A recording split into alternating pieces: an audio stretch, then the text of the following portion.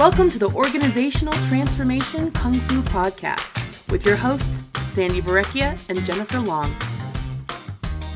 Organizational Transformation with me, Jen Long, at Own Up in Denver, Colorado, talking to my co-conspirator, Sandi from Satori Consulting in Ontario, Canada, about the Kung Fu required for psychological safety, what it is, why we want it, what we need to do to get more of it.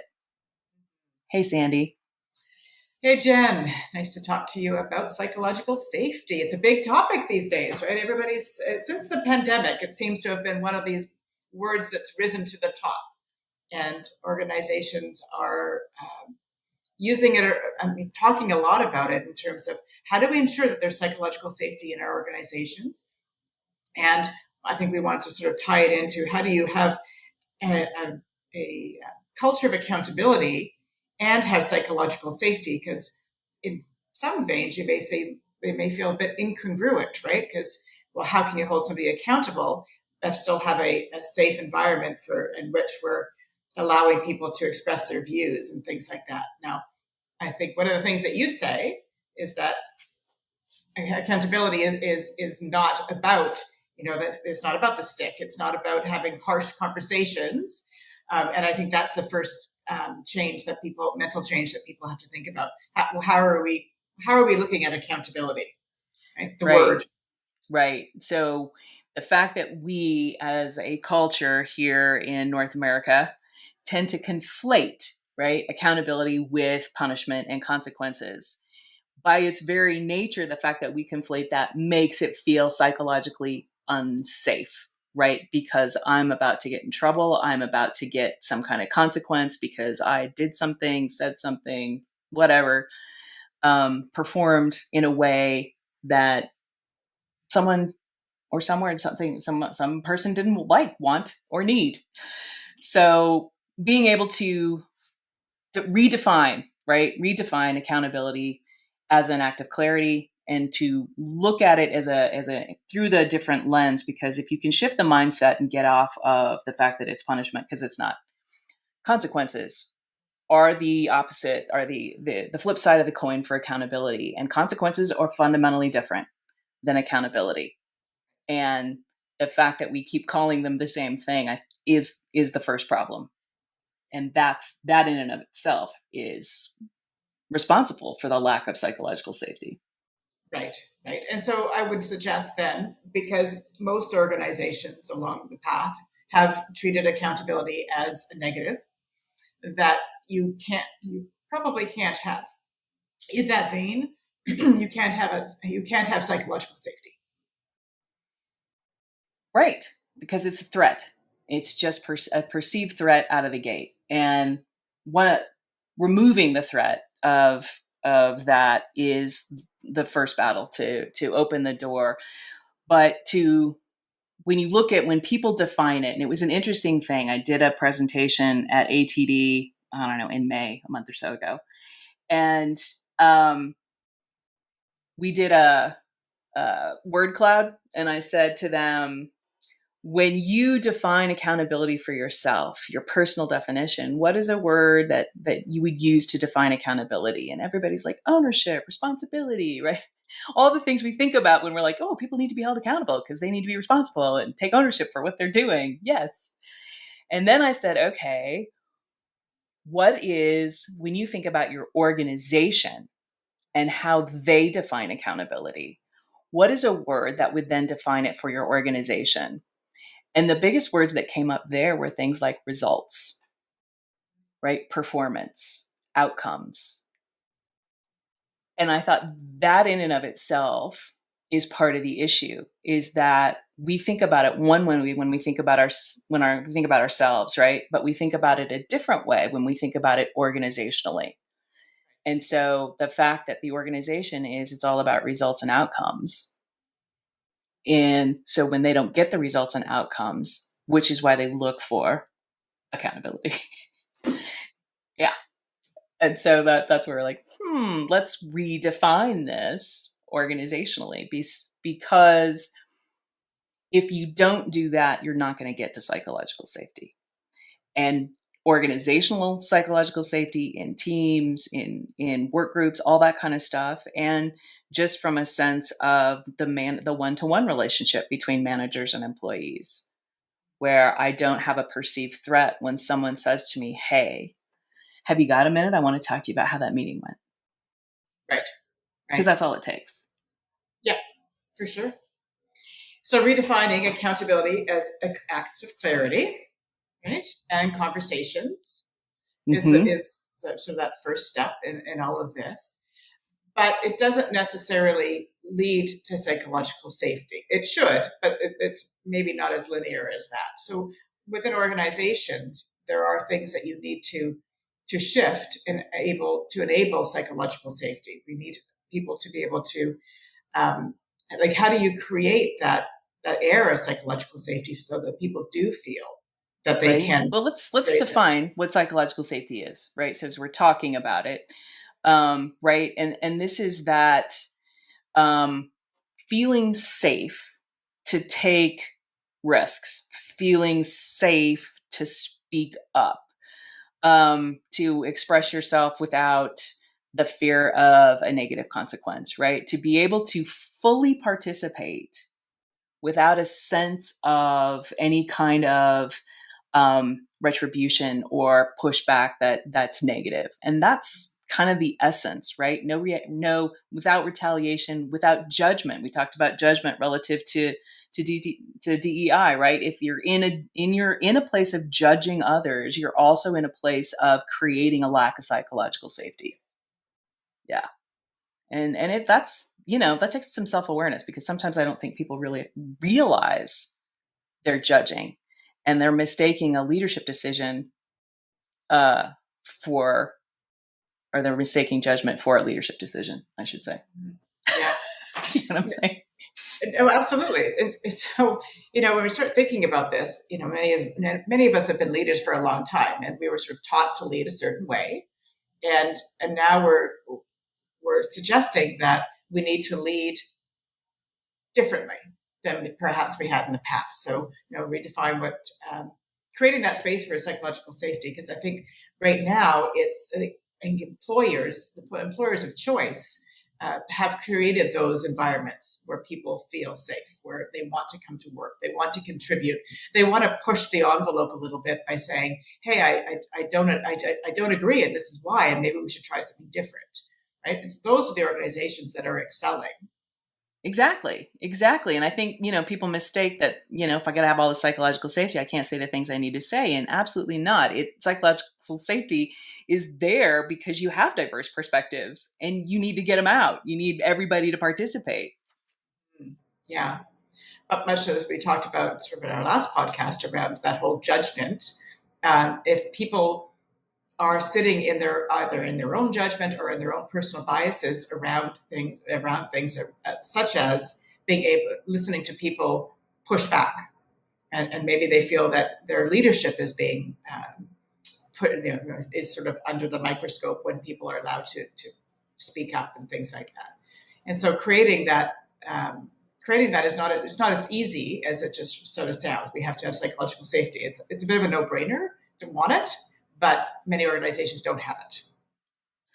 Right. And there are specific behavioral things that happen that diminish psychological safety, right? And we, under pressure, in constraints, right? Those are the times at which those psychological safety gets thrown under the bus, because we feel like issues around time constraints of, I don't need to create space for everybody right now because this is more important, and all your voices don't need to be heard and your opinion doesn't really matter, right? And how I behave under pressure is really the thing that sets a tone more so than you think, right?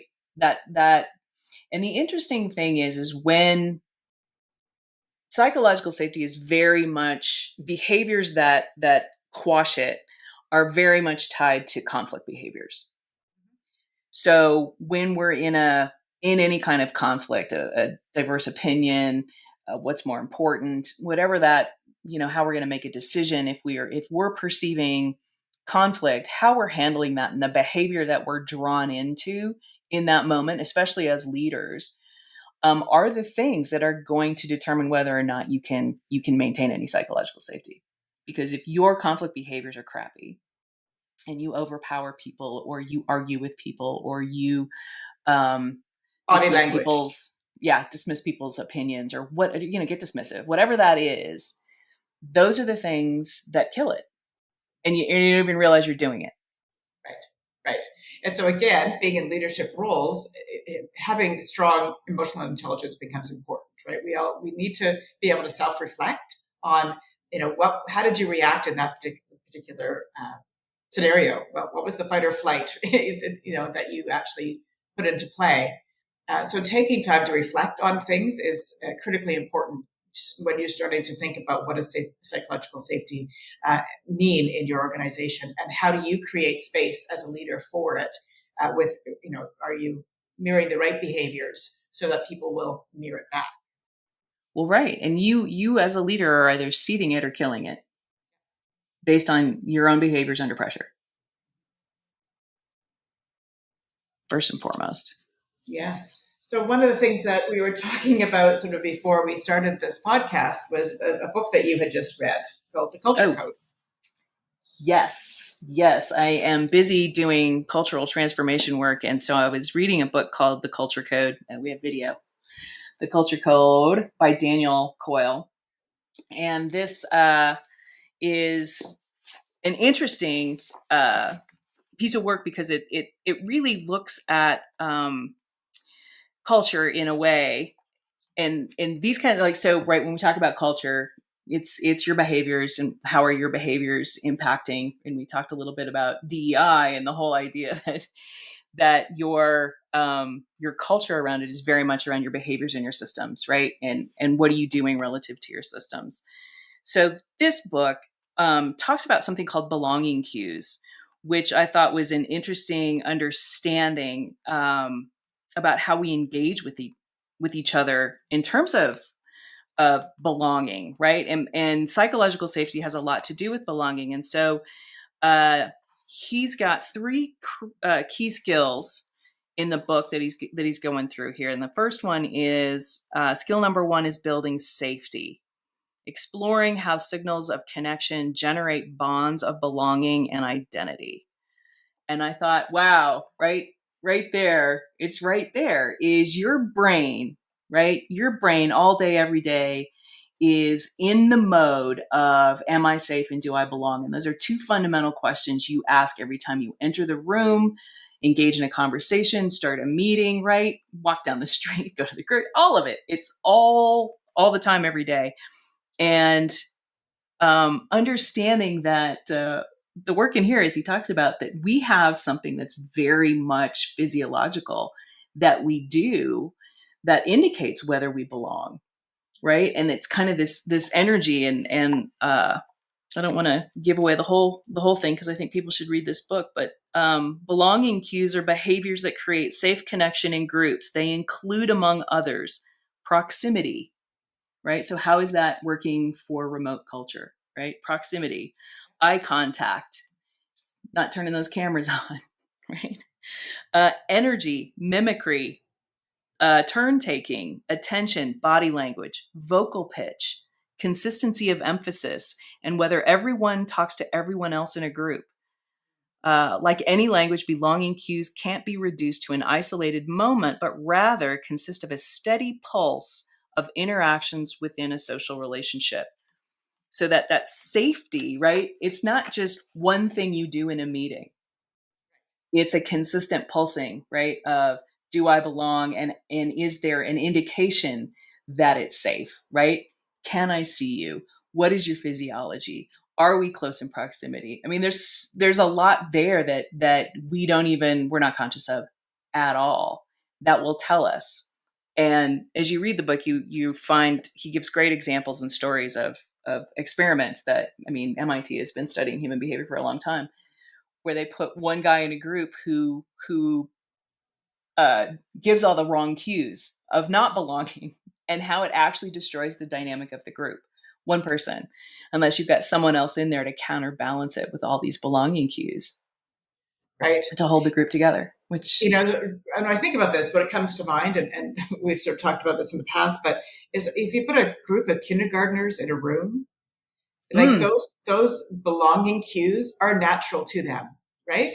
They pass things around. They discuss on how to do something. They make eye contact. There's not somebody hovering behind them and making things difficult, right? And it's interesting as we've evolved, as we grow up, that that doesn't always stay with us. And I think it's always going to go back to, like, what would the kindergartners do in this environment? Like many of our teams and work groups and things like that should really think about themselves as a group of kindergartners in order to talk about and figure out what psychological safety looks like as an adult in this work environment. right? Because kids don't filter. We're so busy filtering and judging and worrying, and we create layers upon layers, as opposed to, if I just said it out loud, what would happen? Right? And then how would everyone react? And how do we respond to that in the moment? And that moment of just straightforward and openness. And when kids talk to kids, they're listening, right? They're Yes. like, what do you say? And because there's an open willingness to want to belong. And I think as adults, we play this game with ourselves about, oh, is this really important to me? And I'm too smart for that. And, these people don't know. And all this stuff that goes on around rationalizing if I feel safe or not, and convincing myself about why I don't feel safe, instead of facing my insecurity and saying, okay, this group makes me feel insecure. Why do they make me feel insecure? What is it they're doing that makes me, or is it just my own self-talk and unwillingness to be vulnerable? And that vulnerability thing is a tough ask for some to just be open, just put yourself in there. And that's, fundamentally, that's what we're asking. Psychological safety says everybody gets to be vulnerable, and none of us are any stronger than or weaker than anybody else. Exactly.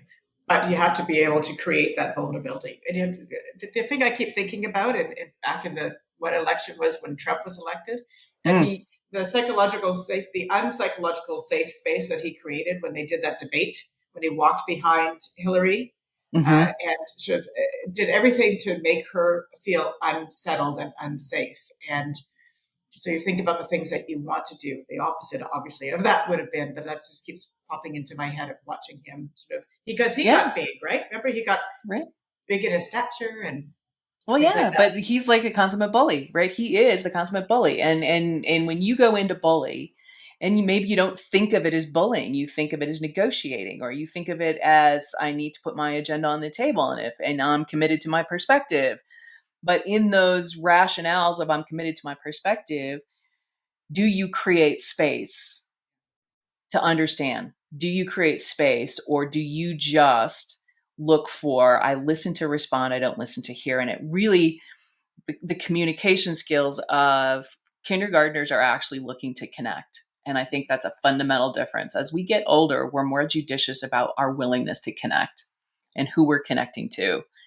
And when you're in an organization, it's sort of that, are you willing to be all in? And are you willing to meet people? And are you willing to create space for people so that you can understand how to engage? And when they engage in ways that don't support psychological safety, are you willing then to say, wow, you guys are really judgmental? Yeah. Wow. Right. You guys are really not open to a diverse perspective. Mm-hmm. Yeah, that whole, are we being inclusive of everybody in the room and listening to what they have to say, and openly listening to what they say? Again, creating that space. Right. So I thought that was interesting, in those belonging cues, that everybody in the group talks to everybody else in the group. Right. There's no de facto, this is my meeting, I will tell you who, when, and what, who can talk, who may speak when, right? Yeah. And you think about that too. One of the team norms that often comes up is no sidebar conversations, right? Because that in itself is something that sort of erodes that psychological safety, because you could be the one presenting, and then all of a sudden somebody's having a conversation beside you. And all of a sudden it's not a safe space anymore, because you don't really know what they're talking about, right? And so again, thinking about your behavior and what you're adding to or taking away from the safety of that room. And Yeah. how much you're contributing to it or taking away from it is really important that we individually think about this. Right. And it's in power structures are part of that equation, right? And sometimes I don't think leaders understand the implications of when they're the one having the sidebar conversation. Somebody might have triggered something. They might be having a simple question with someone, but because they're having a sidebar conversation, they set a tone and they make it all suddenly unsafe and don't realize that that's what they've done.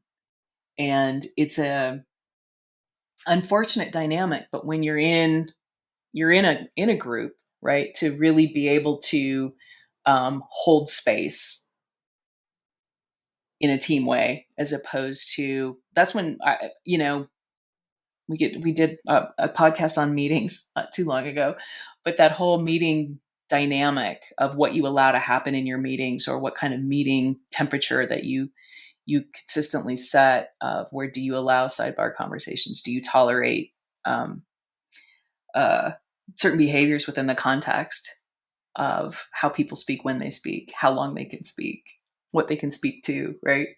All of these things are part of that psychological safety fabric It is. that It that you got is. to weave together. And one of the things that I always talk to my teams about and my boards about is in the moment, you may not be able to sort of assess it and think about it, but take the time at the end of a meeting to assess how did we do today? Like, did we create space? Did we, were those belonging cues in place? Like use words like, were we inclusive? Did we allow everybody to speak? Did we have sidebar conversations? How did we do? Because Yeah, that's, that self-reflection is the vulnerability practice, right? For it us, are we is. willing to look at ourselves and how we're showing up? And are there people in the room who are more interested in power over than power with? And if you're the power with thing is just when people experience it, and then, right? And power with is one of the dynamics that good teamwork shows up with.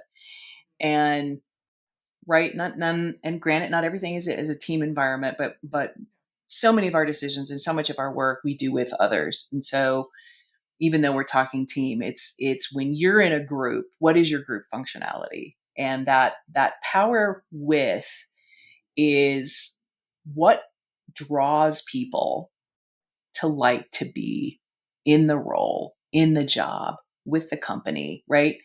Those are the best experiences we have. We are tribal. We are pack, right? And you can't forget that. That's so fundamental for people that when you come in and do power over, don't make it safe. Do it intentionally, or unintentionally, consistently. Those are your cultural issues. For sure, for sure. So we sort of started talking about accountability when we started leading with this podcast, and how do we have accountability and having psychological safety? And I think that is those, creating that space, having that dialogue, that clarity, so that accountability isn't a negative, and to assure that you are creating, you're being curious with people as opposed to being in judgment. And so that you're listening to people as opposed to thinking about what you need to answer or respond to, creating that safe space for people to share why something didn't work or that something could change or whatever it might be. But again, you can have accountability and you can have psychological safety. They don't have to be mutually exclusive. That's right. And if you do accountability as clarity, your ability to create psychological safety is really high. Because if I'm going to get clear with you, I care about you, I'm interested in how we're connecting, and I am creating space for a future, right? And I say that because this future focus is also one of these culture code belonging cues that he talks about, that if I'm indicative of when I speak to you, I talk to you about future ideas, future things. What are you going to do to get better at this? If I'm going to get clear with you on this wasn't what I was expecting, and here's, what do you want to do with that, and how's that going to get better? I'm giving you all the cues that you belong and that you're safe and that there's a future and that this is a psychologically safe space. So the accountability is when you do it well, creates psychological safety, creates connection, builds trust, all of those things. And so they're definitely two practices you do together, and they inform each other, because also if it's psychologically safe, I can hold you accountable. Anybody can hold you accountable. We can all hold each other accountable. It's the one thing we all want to do, because we all want to win. We all want to do well. We all want it to be meaningful. Yes, yes. And so, so the takeaway for our listeners today is really they work together. They work hand in hand. So create clarity around what you expect from your team members or your staff that might report to you, or your boss, whatever it is. Communicating with clarity on what that expectation is, you'll start to be able to create a space for good, robust conversations where people aren't afraid to say, I didn't understand, I didn't know, sort of the Patrick Lencioni work around building that vulnerability-based trust, which is so critical, right? Because that's what it is. Psychological safety is having vulnerable-based trust. Yes. Yes, yes, yes. And how you think about these things is how you show up in them.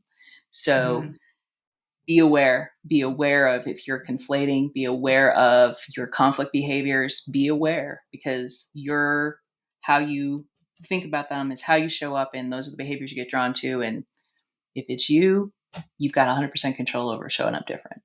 That's right. So self-reflection. I want everybody to leave this podcast and reflect on their day tomorrow about how did they show up, and what space were they creating, and what behaviors were they, displaying, all that sort of thing, because that's the only way we grow, right? 100%. We can't point the finger at other people. We have to be responsible for ourselves and how we're showing up. And I think that's what we want people to do. That is what we want, because that is the Kung Fu. And there you have it. All right, everyone, please feel free to leave comments in the section under the podcast. Love to hear from you. Share out the link to anybody you think needs a little bit of understanding about all the things we're talking about here on the podcast.